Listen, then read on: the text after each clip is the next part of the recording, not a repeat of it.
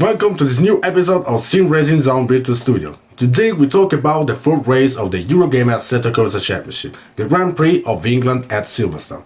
Great sky here as well as in Montreal, and we did not miss it emotion and battles. Let's go to analyze the selling phases of this race.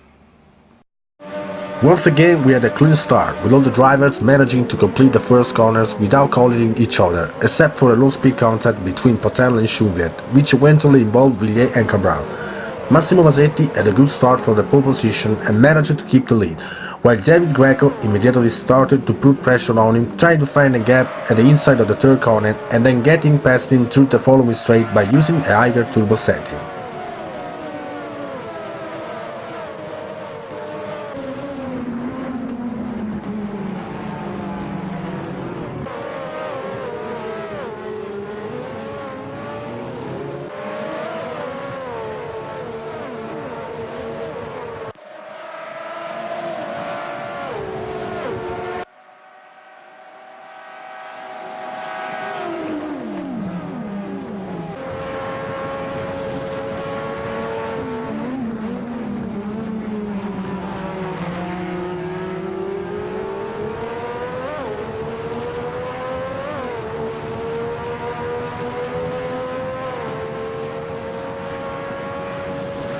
The championship leader, Eniel Sapti, had some trouble at the first lap, as he dropped from the 2nd to the 8th because of an oversteer in the very first meters after the start, which almost caused him to spin, while Riccardo Costa really appeared to be on fire as he was overtaking driver after driver, crossing the finish line of the first lap already in 4th position, with only Greco, Masetti and Tatela ahead of him.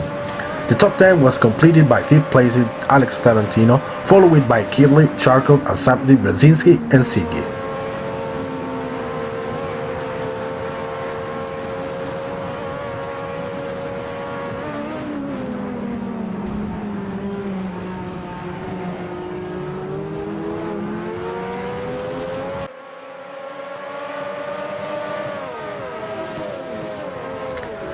After having overtaken Kevin Siggy, Jakub Brzezinski committed a mistake at the second lap, dropping from the 9th to the 16th, while Thomas Tatela got past Massimo Masetti and gained the second place.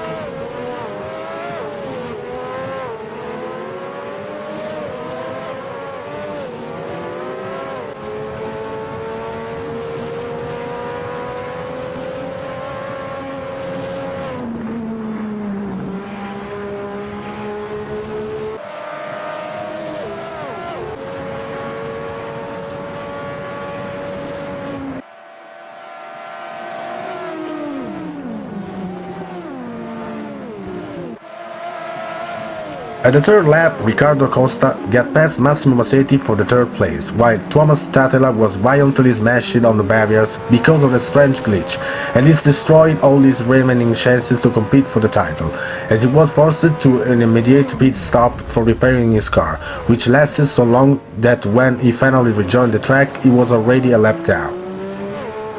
From a strategical point of view, all drivers substantially approached the race in two different ways.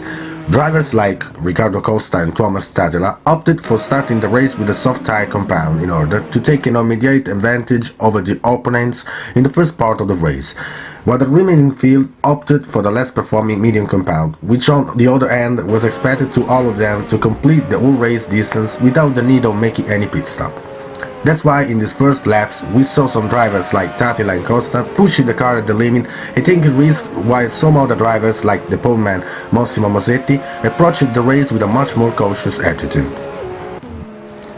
At the following lap, Riccardo Costa took the lead by overtaking David Greco, who didn't really try to resist as he realized the new Power Sim Sport driver was in a different strategy and was clearly pushing his car to its very limit.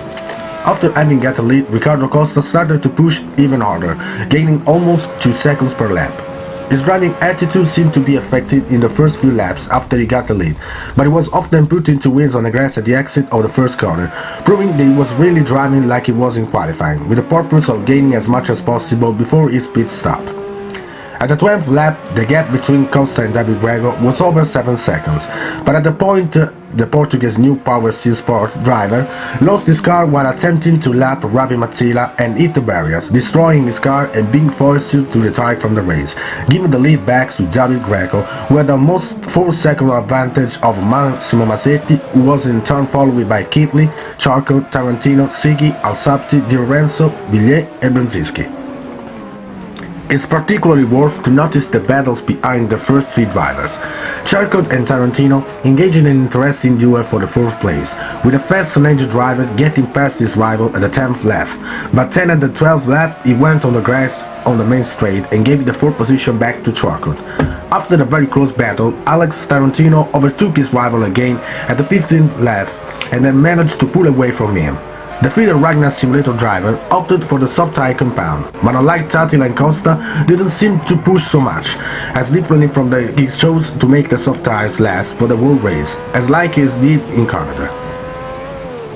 After going into a spin during the 4th lap, the championship leader Aniel Sapti had a great comeback, and at the 23rd lap he was already in 5th position as he took advantage from the errors committed by Tattila and Costa and then overtook Di Lorenzo, Sighi and Charcot on the track.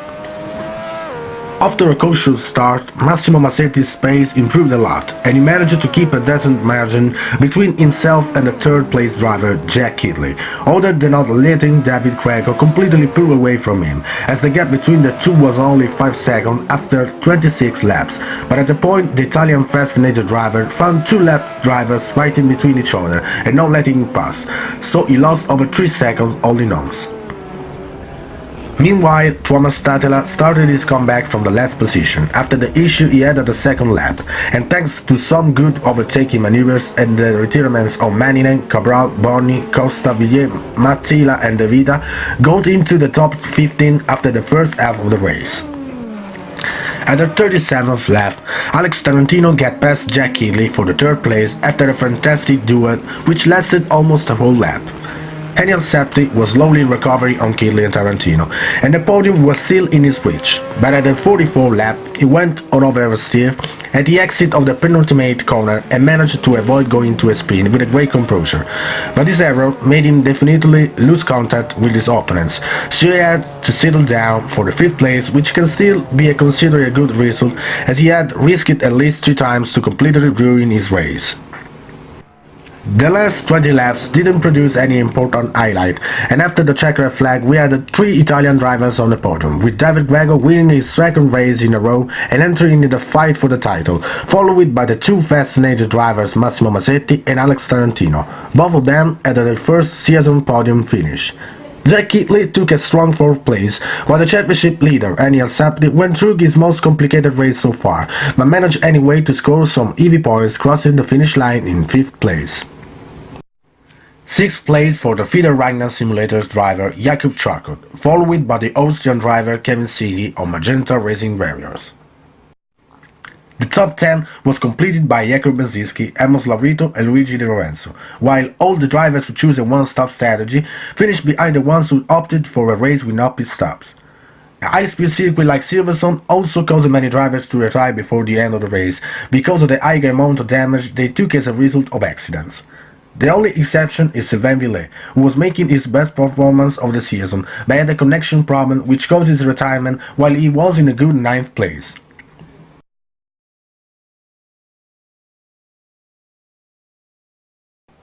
Now let's take a look at the drivers and team standings.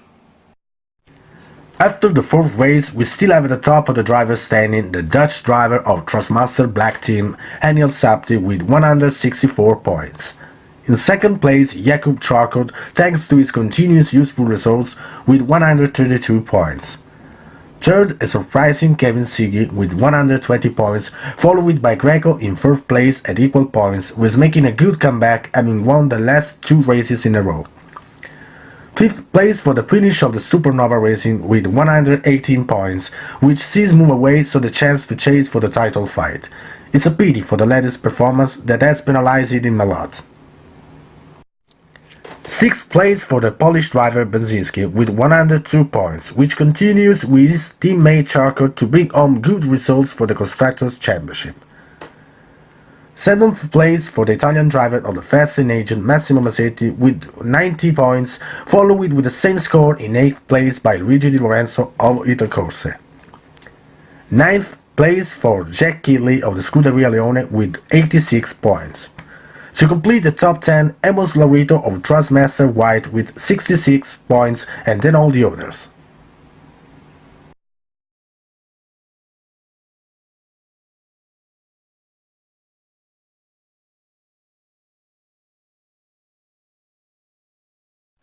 How could anyone think to lead the Constructors' Championship is just a feeder Wagner simulator, with its 234 points score thanks to the excellent teamwork of the two Polish drivers. Really impressive.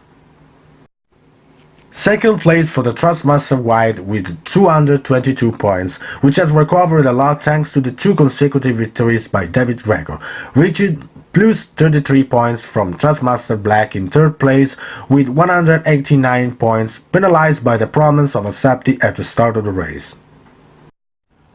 Excellent result for the Fast and Aged team with 167 points, which with a double podium then goes from 8th to 4th in a single move. Good job. Fifth place for the Supernova Racing with 142 points, followed in 6th place with equal points by Magenta Warriors thanks to the Kevin Sigiswood races. And then all the other teams.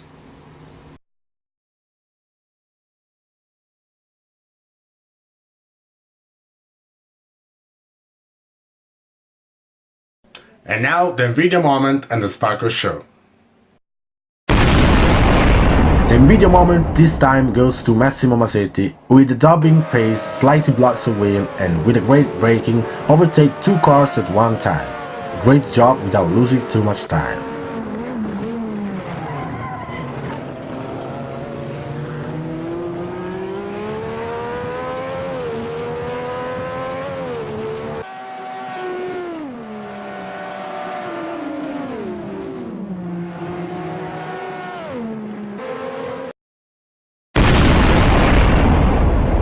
The Silverstone Sparco Show goes to the determination and desire not to surrender of the Dutch driver of Trustmaster Black, who despite the many problems and the various drops of concentration has been able to keep the cold blue getting a good result to defend the primacy.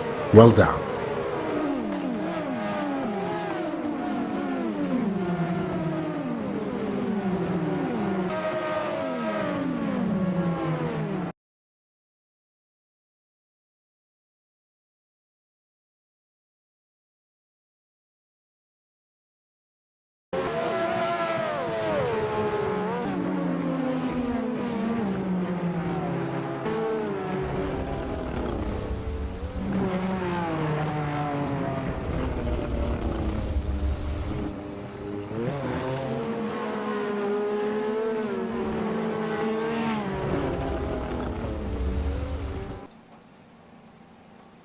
Another victory for David Gregor, 2 in a row. All the problems for Thomas Statela that Ciso disappeared the chance for run to the title. And Assetti also had a difficult race, right at the start had traction problems and lost many positions. Even during the race he had a couple of occasions where he risked big, even going to lightly hit the barriers, fortunately without serious consequences. All in all, Assetti had been able to take up bringing home valuable points. Therefore, he remains at top of the standings with a good margin, 32 points for accuracy. But the championship is still not finished and everything can happen. The next Grand Prix will be the German at Hockenheim, a very fast track where there will be surely overtakings and battles. So, it's all for today. Thank you for being with us and following us. Don't not to miss the next Grand Prix. See you in the next episode.